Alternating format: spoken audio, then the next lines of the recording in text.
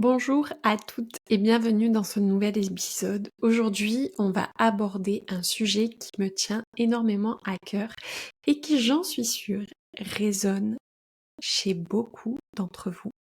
Le rôle de maman. Mais attention, on va pas simplement parler de maternité. Non, non, non. Aujourd'hui, j'ai envie de poser une question qui peut vous bousculer un peu. Est-ce que tu t'es déjà demandé qui tu étais en dehors de ton rôle de maman? Ça peut paraître simple, mais en réalité, cette question touche un point essentiel pour beaucoup de femmes. Le rôle de maman est magnifique, tellement important et précieux, mais, parce qu'il y a un mais, sinon ça serait pas drôle, il ne doit pas tout occulter. Derrière ce rôle de mère se cache une femme avec ses propres rêves, ses passions et surtout son droit à l'épanouissement personnel. Et oui, mon objectif du coup pour cet épisode, c'est de vous montrer qu'en vous choisissant vous-même, vous devenez un modèle puissant pour vos enfants.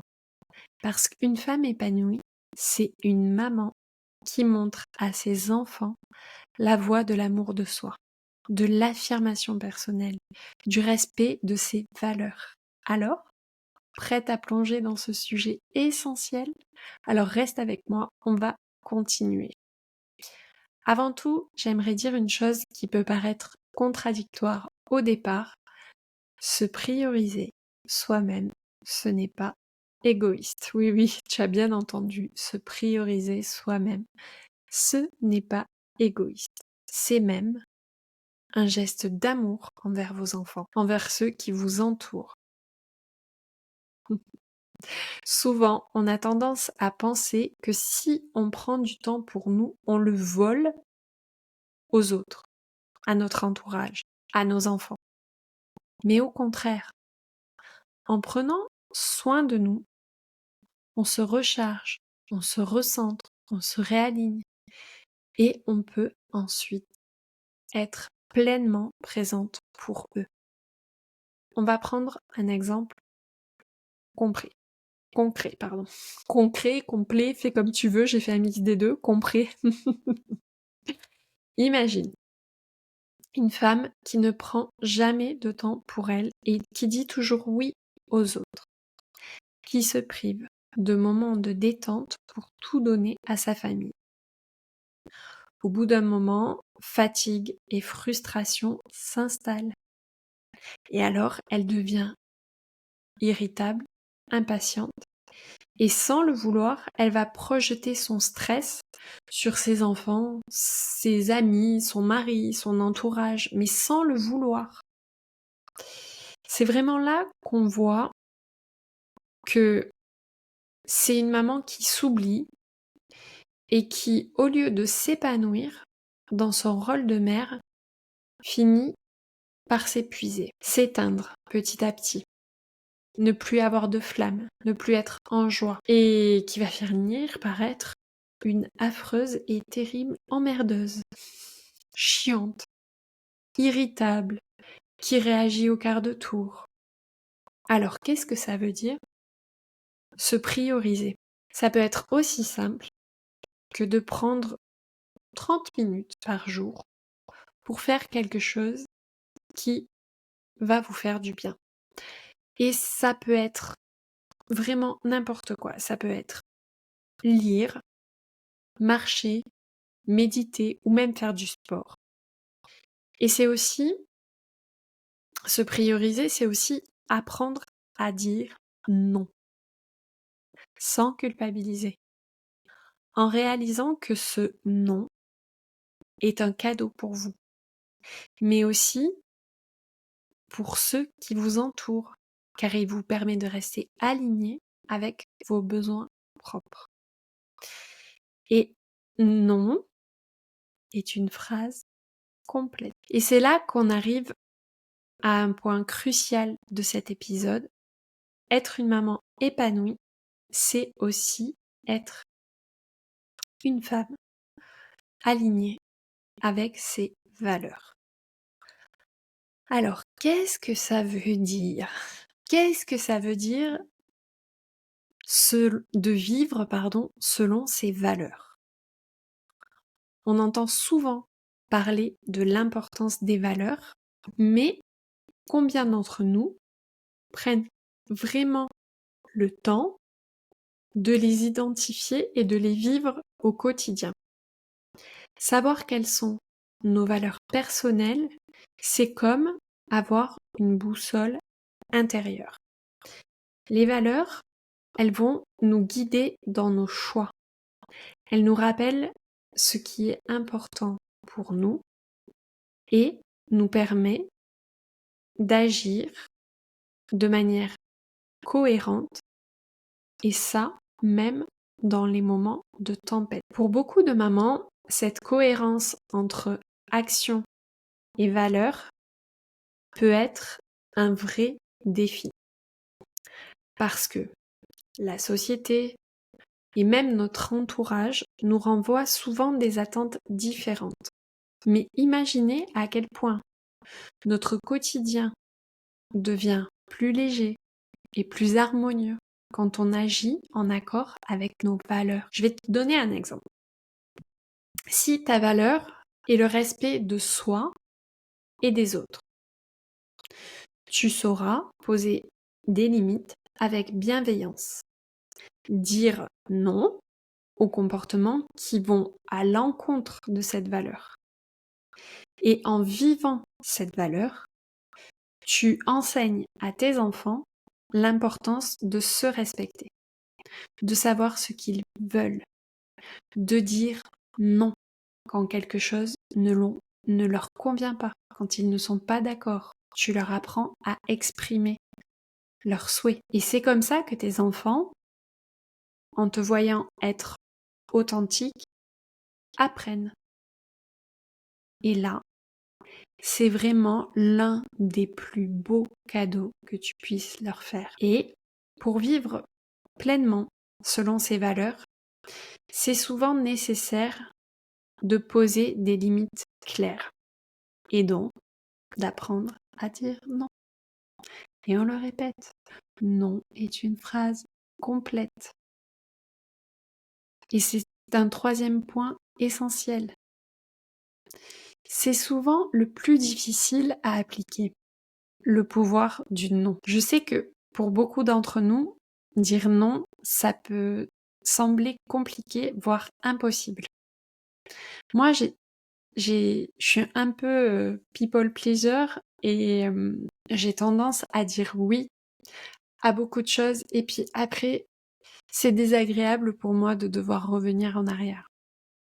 On a cette pression tout le temps de répondre aux attentes des autres et de tout accepter pour éviter les conflits ou tout simplement par habitude.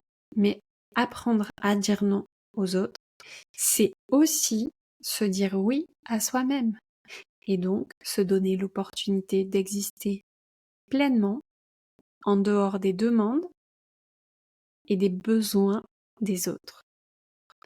Alors, quand on parle de dire non, c'est pas un refus systématique ou un acte de rébellion. Non, Sophie, elle m'a dit non, m'a dit de dire non, je vais dire non à tout. Non, non, non, non, non.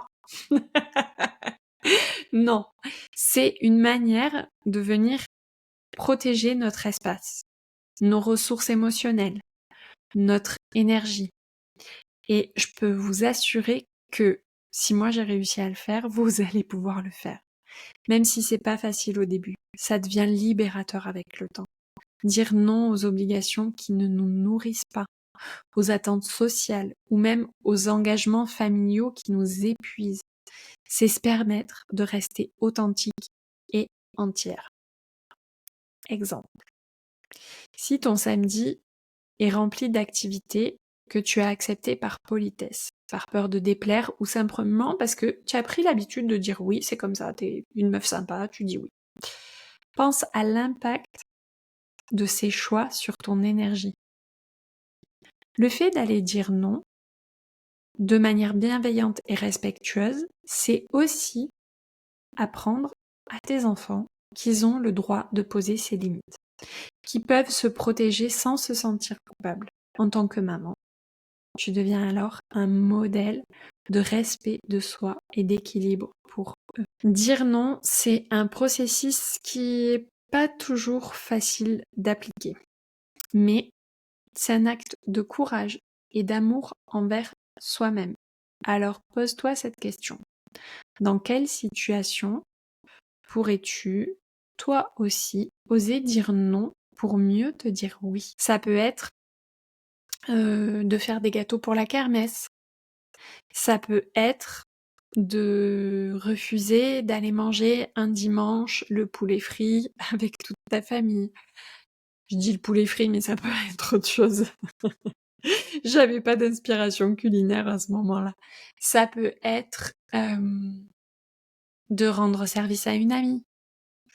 Parce que il faut aussi apprendre à identifier la personne qui te demande « Est-ce que tu es libre pour me donner ce coup de main tel jour ?»